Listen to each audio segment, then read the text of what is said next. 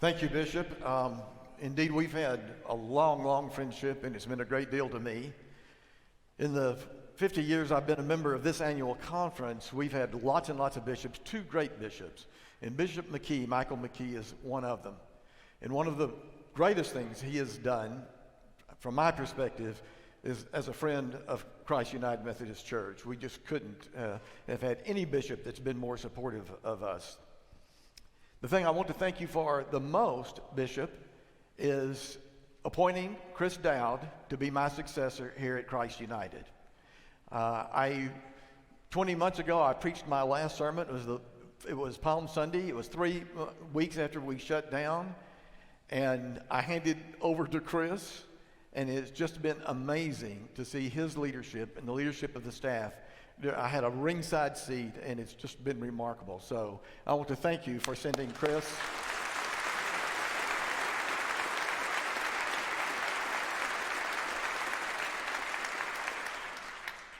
Every now and then someone will come up to me and say, you know, Don, you've been at Christ United for 37 years, and it seems to have gone pretty well. What was your secret? And I have the same answer. I told this last week at Pat Messick's concert. Through the years, I've developed just one singular skill, and that is the ability to hire good people, recognize good talent and hire good people, tell them to go to work, and then take credit for everything they do. And that is true of Todd Harris and I think Margie McNear's out here someplace. The remarkable staff that we've had through the years. There's just no way to say thank you for all of what they have done. I really stand here because of them. I want to circle back around to the appointment of Chris Dowd. I want you to know, Bishop, that when people thank me, they say, thank you for bringing Chris Dowd to Christ Church. I tell them as well, you know, I didn't do it by myself. The bishop made the appointment, and the staff parish committee and Steve Johnson, they had a role in it, but it was mostly me.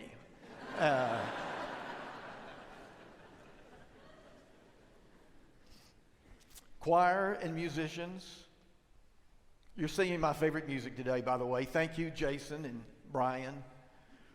For almost 40 years, you have had my back, both literally and figuratively. And I want you to know that I know it. And we could not be where we are without the remarkable music ministry of this church. Will you join me? I'm thanking them for 40 years.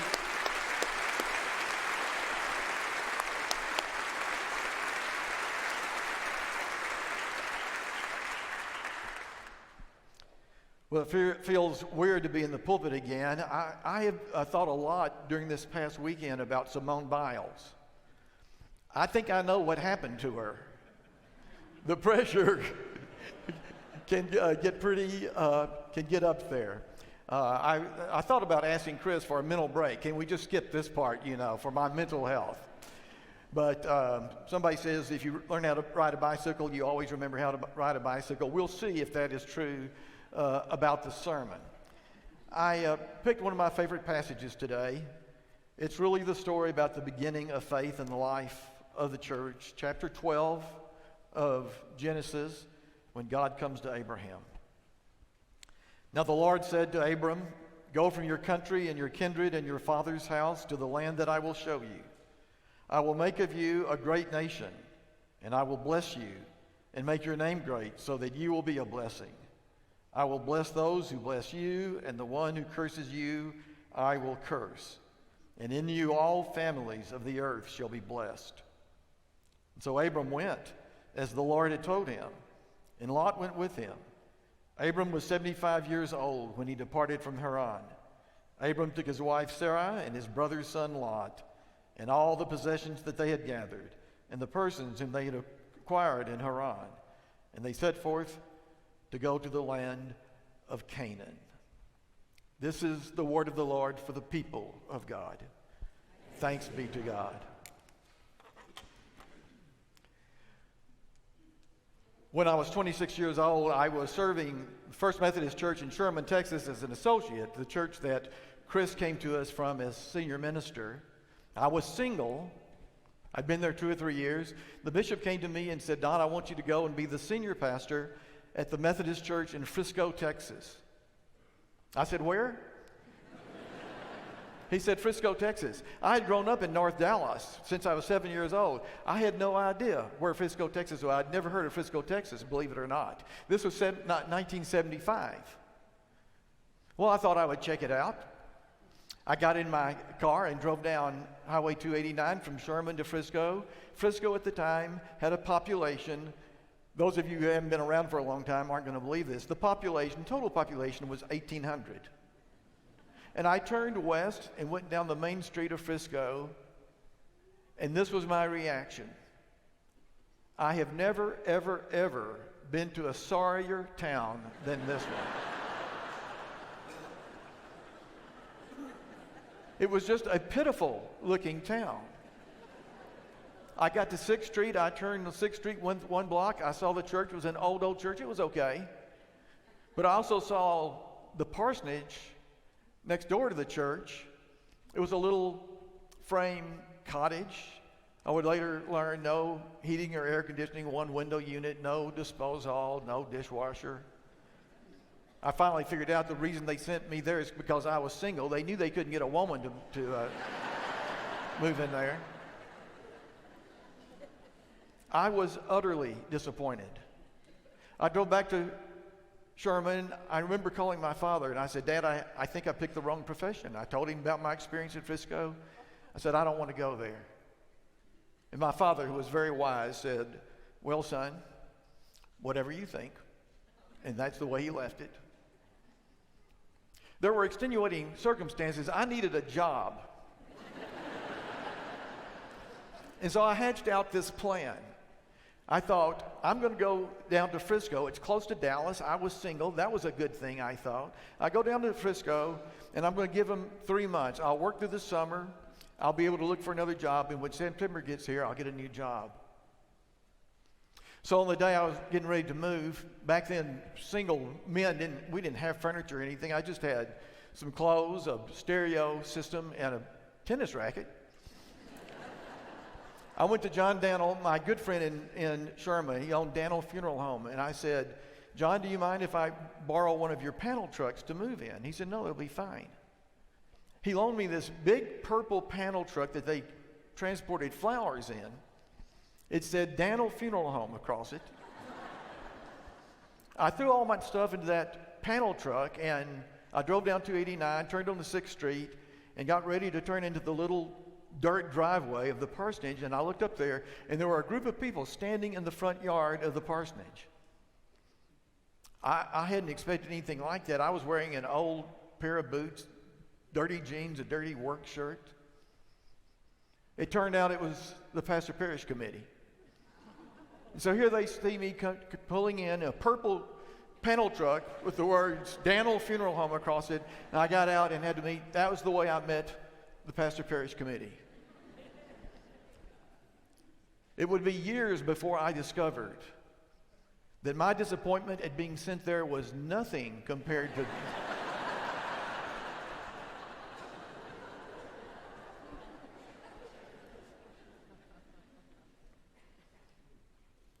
During the next months, the farmers all brought me fresh vegetables out of their gardens. The women brought me home-baked pies. And the clincher, when Labor Day rolled around, the men took me to the best dove hunting pastures in North Texas. And I'd found a home. I'd found a home. It was in Frisco, of course, where I met my wife, Bobby. My in-laws, some of whom are here today, who became so important in my life. And in many ways, Frisco still is my home. You see, we as human beings are not very good at making plans. I had a plan. I'd made a plan, but God had a better plan. Isn't that what we see when we turn to Genesis here? We see the story of Abram and Sarah. If you read carefully the story about Abraham and Sarah, these were not poor people. They were not homeless people. They had built a great life.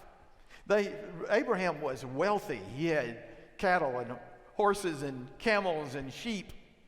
He had servants. He had land. He'd planned out his life. He'd done it well. He had everything except the son that he'd always wanted.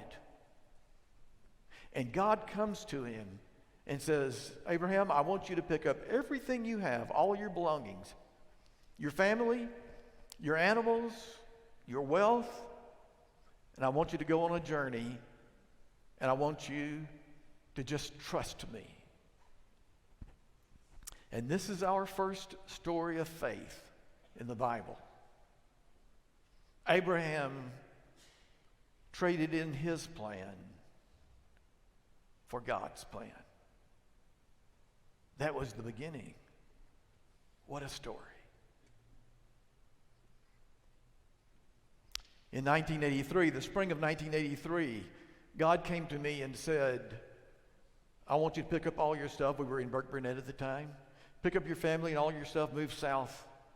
I said to God, it was actually the bishop that came to me. Is there a difference? Pick up all your stuff and go down to a suburban church, Christ United in Plano, Texas. I didn't have any plans to do that whatsoever. But we loaded up all of our stuff, had quite a bit more now by that time, had a wife and children. We came down to Plano. The first meeting, fortunately, I didn't have to meet the Pastor Perry's committee in the driveway of the old parsonage. But the first meeting I had in Plano was before we even had the first worship service. It was a Wednesday night. I think we moved in on Monday or Tuesday. On Wednesday night, I went down to the church for a meeting of the building committee. The church was about halfway in between finishing a sanctuary. The sanctuary was in the drive, but wasn't complete by any means. And somebody called me and said, you need to go to a building committee meeting. So I got up, dressed the way I usually do, jeans, boots, and a shirt, and drove to the church and found this committee, the building committee. I'll never forget it. These were really the founders of the church, great human beings. Charlie Cox, Keith Sockwell, Ernest Rainey, Steve Hudnall, the architect Jerry Vincent was there. They were all dressed in tennis outfits except for Steve. Back in 1983, tennis was big in Plano. You may remember this. And it didn't make any difference whether you played tennis or not. When you came home from work, took off your suit, you put on tennis outfits. So you did. So everybody had on white tennis shorts and Adidas tennis shoes and Izod shirts. So I walked in. I was the only one in jeans and boots, except for Hudnall. He was a contractor. He built roads and bridges. And he had on old jeans and boots and an old work shirt. Well, the agenda that night was to pick out chandeliers for the new sanctuary. And Jerry Vincent, the architect, had brought a bunch of catalogs. And so they started passing around these catalogs, looking through them, trying to find suitable chandeliers for the sanctuary. And it was tough. I remember Charlie looked at, I don't like these, I don't like these. There were 4 or 5 of these big catalogs. And they just kept passing them around. They didn't like any of the chandeliers. Until finally, I think it was Charlie who said, well, what about this one? I think I like this one. This one looks okay. And he handed it to Keith, and Keith said, yeah, that looks good. And went around to Ernest and around. It finally ended up with Steve Hudnall. And Steve looked at this catalog, and I do not exaggerate. He took it and he just pitched it into the middle of the table. And then he uttered a minor expletive. I think he meant it as a kind of theological statement. I don't know. He said, hell, I've been in bars that had better looking chandeliers than that.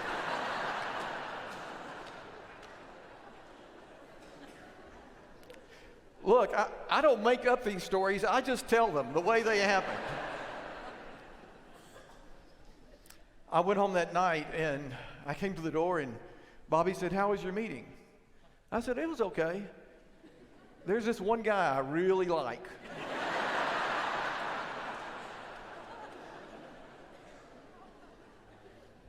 Steve Hudnall was probably for 2 decades a youth counselor. He was the greatest youth counselor in the history of Methodism. I do not exaggerate here. And for one reason, all of the youth, both boys and girls, simultaneously adored him and feared him. When Steve Hudnall said, all right, let's settle down now, believe me, they settled down. And that was the beginning of the greatest journey of my life. The truth of the matter is, I liked all of those guys, and I would come to know and love all the members of Christ United. But I have to tell you, it wasn't in my plan. I'd grown up down at First Methodist Church downtown. I'd grown up in a downtown church. I'd served county seat church and rural church. I never, ever thought I would serve a suburban church. It was never part of my plan to stay in one place for 37 years. It was never part of my plan to do much of what we have done in the past 37 years. But you and I aren't very good at making plans. I had a plan. God had a better plan.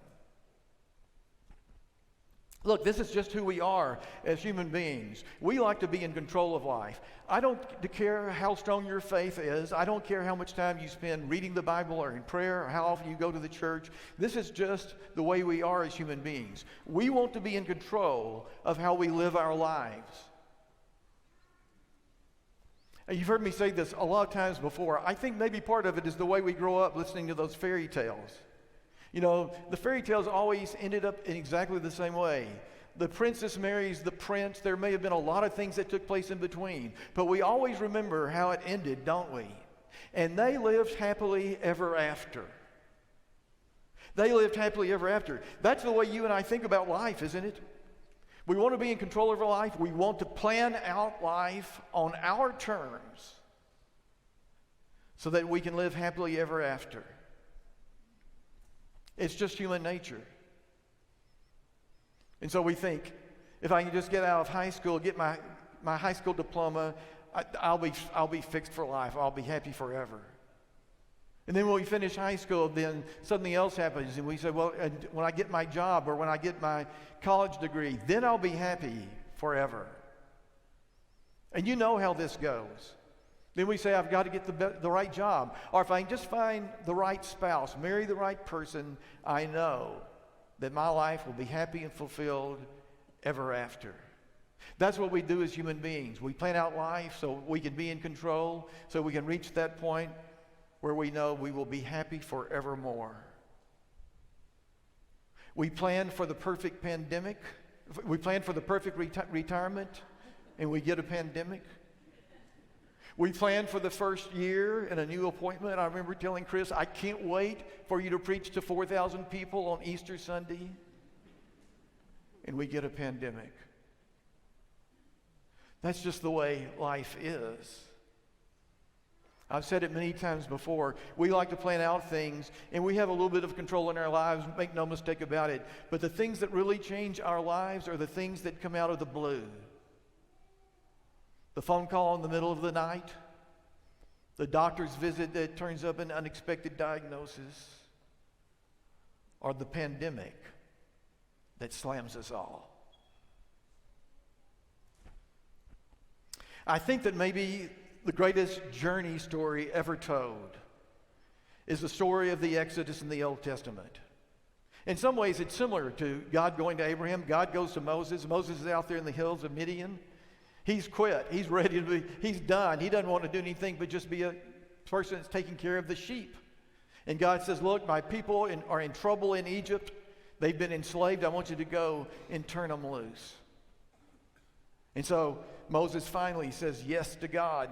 Okay, God must have a better plan than I. He goes and leads the people out of Egypt onto the trek that we now know took 40 years in the wilderness, on the way to the land of Canaan, the promised land, the holy land, the land of Canaan. And it's a great story. I've oftentimes thought that if a fiction writer could get that story and write it, in language that would be a little bit more accessible to you and me. Chris has read the story so often it didn't bother him, he could read it in Hebrew. But for you and me, it can be a little challenging reading through the whole story of the Exodus.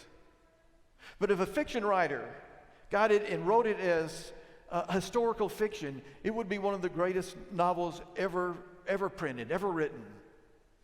Because there would be, it would start off with the dividing of the Red Sea, the crossing of the Red Sea. That dramatic scene, the people leaving slavery, leaving Egypt.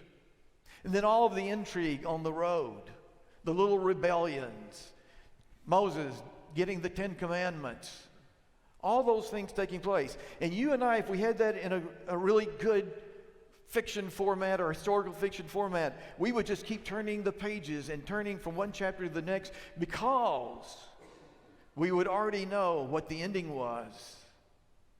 The people were going to end up in the Holy Land. In the Holy Land. And we wouldn't be able to wait to get to that final chapter to see them cross over into the Holy Land, the Promised Land, and live happily ever after.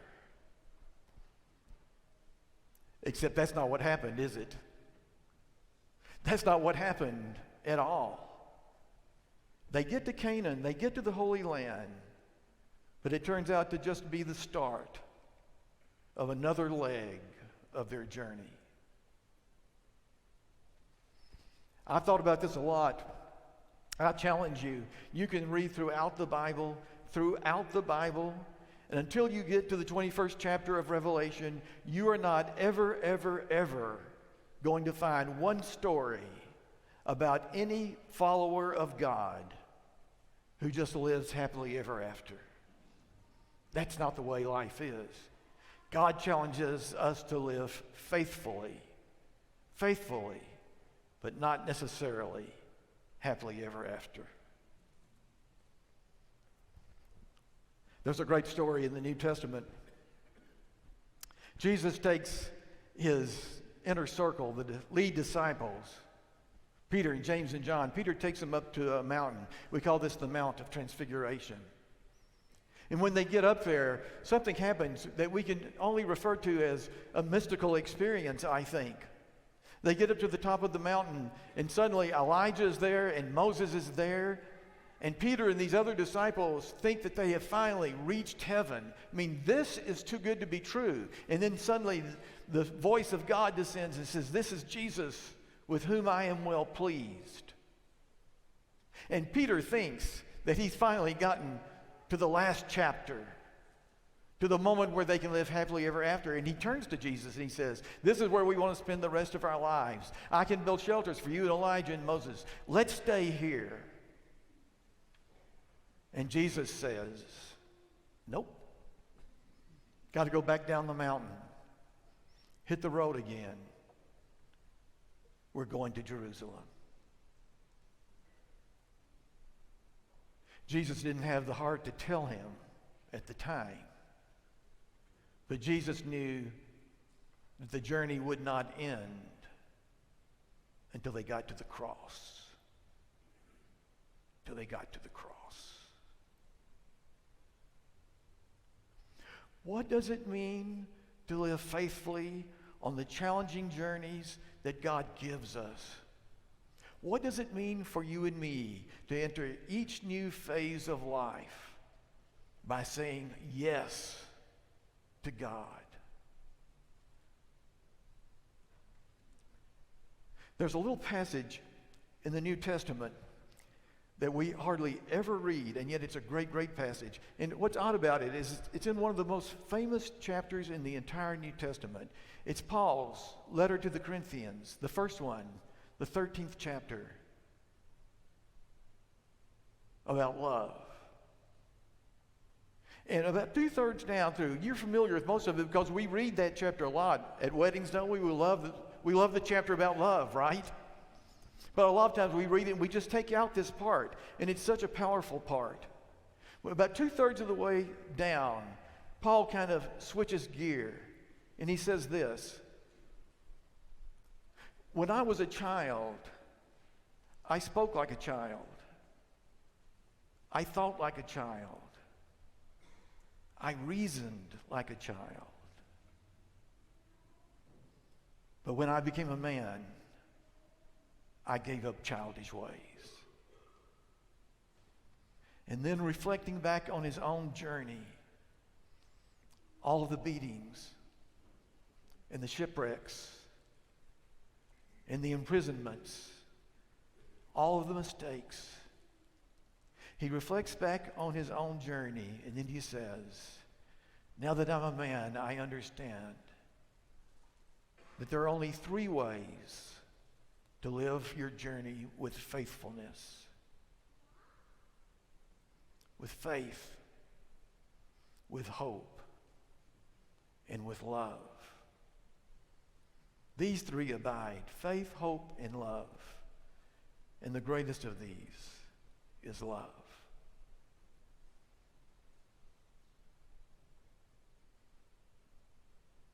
After 20 months of the pandemic, I think maybe God finally has our attention.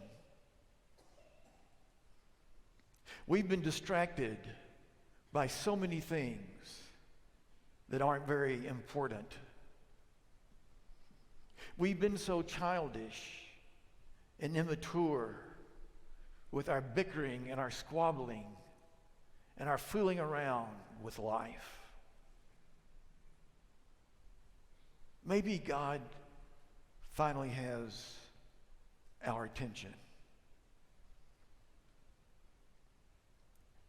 I don't know any way to share my final words with you today better than by sharing Paul's words.